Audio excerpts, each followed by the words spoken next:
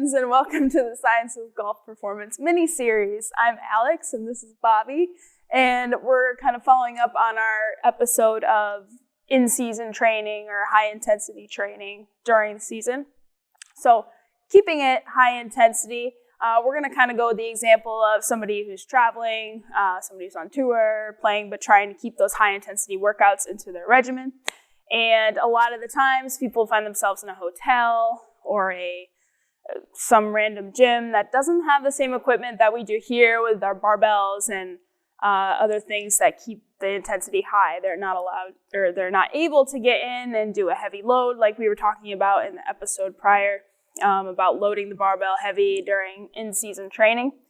Just doesn't happen when you're on the road most of the time because you're training in a hotel, etc. So I'm going to go over a couple exercises, routines you can do to keep the intensity relatively high so you're not losing a lot of power, a lot of force production during your season. And what we're going to go through is something called PAP, which is post-activation potentiation. Now, this is just a training technique a lot of coaches use to follow up our strength movement with a power movement, and that just keeps force production high, keeps the intensity relatively high. A lot of things we can do when we're finding ourselves in that place where we don't have barbells. What I'm going to do is two different examples, and the first one's going to be, we're going to focus on the squat pattern a little bit, and the first thing we're going to do is a goblet squat. So all you need for this, if you have dumbbells or kettlebells, which most hotels do, we're going to start with that. So Bar, you're going to do a goblet squat. Go ahead and use the dumbbell for this. He's going to hold the dumbbell right to his chest. He's going to squat, driving the knees out, keeping the chest up, and powerfully come on up. Go ahead and pretend I know you don't got a lot of load, but he's coming up fast. Focusing on hip extension. Go ahead and do 2 more reps there.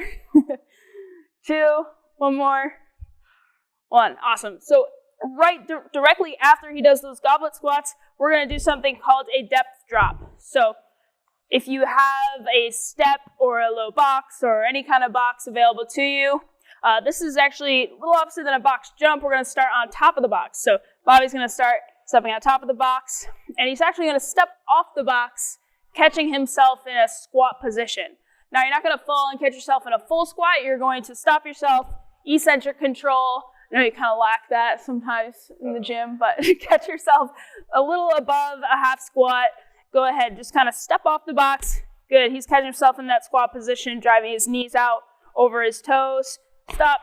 Nice. 1 more. And jump off. Good. So a lot of people think that looks easy. Wouldn't a box squat or a box jump be easier on the box?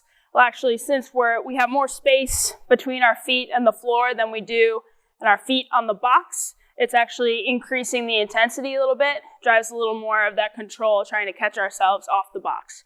You can use a higher box for higher intensity if available to you. Okay? So I'll give another example. If on the road, kettlebells, dumbbells available to you. We'll focus on the hinge movement here, the deadlift pattern. So say we got a kettlebell. So we're going to do a kettlebell deadlift. Okay, so Bobby's going to do 5 kettlebell deadlifts, more hinge movement than squat here. Okay, so focus on the hip extension, powerful hip extension coming up. Great, great. 2 more.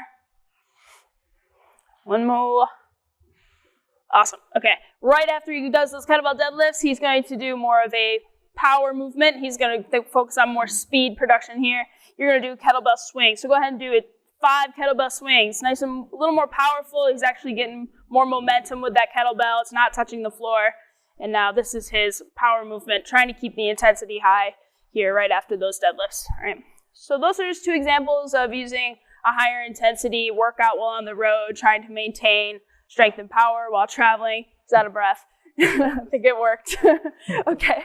If you liked the video, give it a like, subscribe to our channel to see more content like this, and we'll see you in the next one.